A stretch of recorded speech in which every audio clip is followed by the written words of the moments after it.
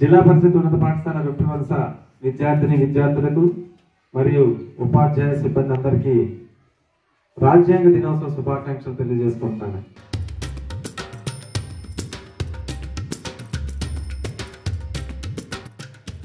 భారత ప్రజలమైన మేము భారతదేశాన్ని సర్వసత్తాక ఆలోచన భావ ప్రకటన స్వాతంత్ర్యాన్ని అంతస్తుల్లోనూ అవకాశం. ముందుగా ఈ కార్యక్రమంలో భాగంగా అధికార పక్ష ఎమ్మెల్యేలు అసెంబ్లీలోకి ప్రవేశించబోతున్నారు.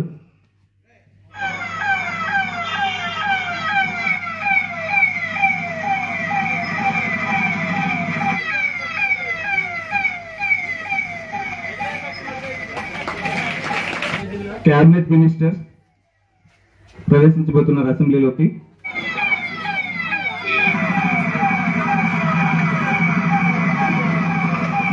ఉప ముఖ్యమంత్రి వర్యులు ప్రవేశించబోతున్నారు.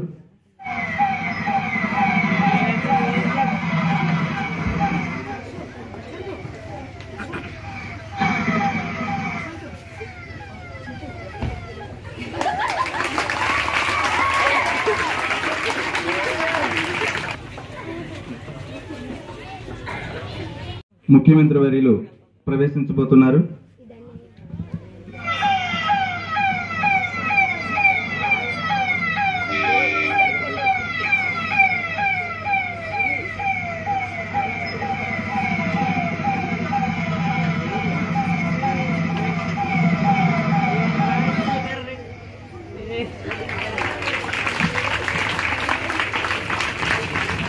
ముఖ్య వ్యక్తి సభాపతి అసెంబ్లీలోకి ప్రవేశించబోతున్నారు.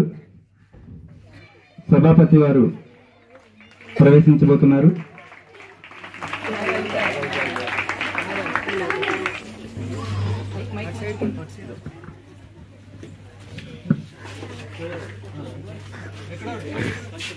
సభ్యులు తమ ప్రశ్నలు అడగవలసిందిగా కోరుతున్నాను. మొదటి ప్రశ్న అడగవలసిందిగా కోరుతున్నాను. గౌరవనీయ మంత్రి గారు, గ్రామీణ ప్రాంతాల్లో ఇంటర్నెట్ కనెక్టివిటీ పెంపొందించడానికి ఇప్పటివరకు ప్రభుత్వం ఎన్ని గ్రామ పంచాయతీలను ఆప్టికల్ ఫైబర్ నెట్వర్క్లతో అనుసంధానించింది? గౌరవనీయ స్పీకర్ గారు, ఇప్పటి వరకు 2.8 లక్షల గ్రామ పంచాయతీలు భారత్ నెట్ ప్రాజెక్ట్ కింద కనెక్ట్ చేయబడ్డాయి. రెండవ ప్రశ్న అడగవలసిందిగా కోరుతున్నాను. గౌరవనీయులైన మంత్రి గారు, గ్రామీణ మహిళలకు డిజిటల్ విద్య పెంపొందించడానికి ప్రత్యేక పథకాలు ఉన్నాయా? గౌరవనీయ స్పీకర్ గారు, డిజిటల్ దిశ అనే కార్యక్రమంపై మహిళా స్వయం సహాయక సమూహాల ద్వారా ట్యాబ్స్ మరియు శిక్షణ అందించబడుతుంది. మూడవ ప్రశ్న అడగవలసిందిగా కోరుతున్నాను. అధ్యక్ష, పాఠశాల స్థాయిలో డిజిటల్ ల్యాబులు ఏర్పాటు చేయడం కోసం కేంద్ర రాష్ట్రాలతో ఏ విధంగా సహకరించుకుంటోంది?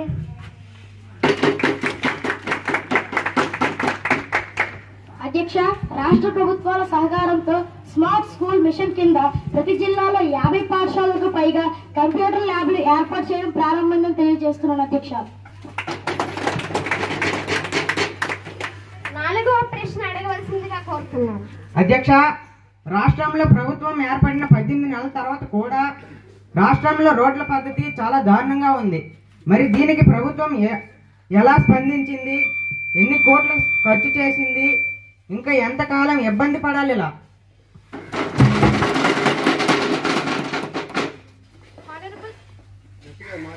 Honorable Speaker Madam, our CM launched a state mission in early November 2024 to make roads pothole free. ప్రశ్నోత్తర సమయం ముగిసినందున ఇటీవల విశాఖపట్నంలో విజయవంతంగా నిర్వహించిన సిఐఐ భాగస్వామ్య సదస్సు ఫలితాలపై ముఖ్యమంత్రి గారి ప్రసంగం ఉంది. గౌరవ ముఖ్యమంత్రి గారు ప్రసంగించవలసిందిగా కోరుతున్నాను. ధన్యవాదాలు అధ్యక్ష. రాష్ట్ర భవిష్యత్తుకు అత్యంత కీలకమైన ఈ అంశంపై ప్రకటన చేయడం నా కర్తవ్యం.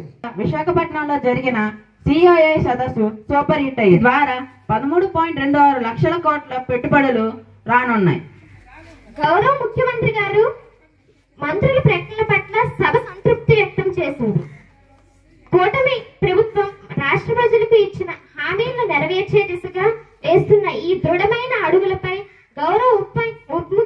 గారు తమ ప్రసంగాన్ని కొనసాగించవలసిందిగా కోరుతున్నాను. ధన్యవాదాలు సభాపతి గారు. ముఖ్యమంత్రి గారు వివరించిన ఈ అద్భుతమైన పెట్టుబడులు ఒప్పందాలు కేవలం అంకెలు మాత్రమే కావు. ఇది ఆంధ్రప్రదేశ్ భవిష్యత్తుపై దేశీయ అంతర్జాతీయ పారిశ్రామికవేత్తగా ఉన్న నమ్మక నిదర్శనం.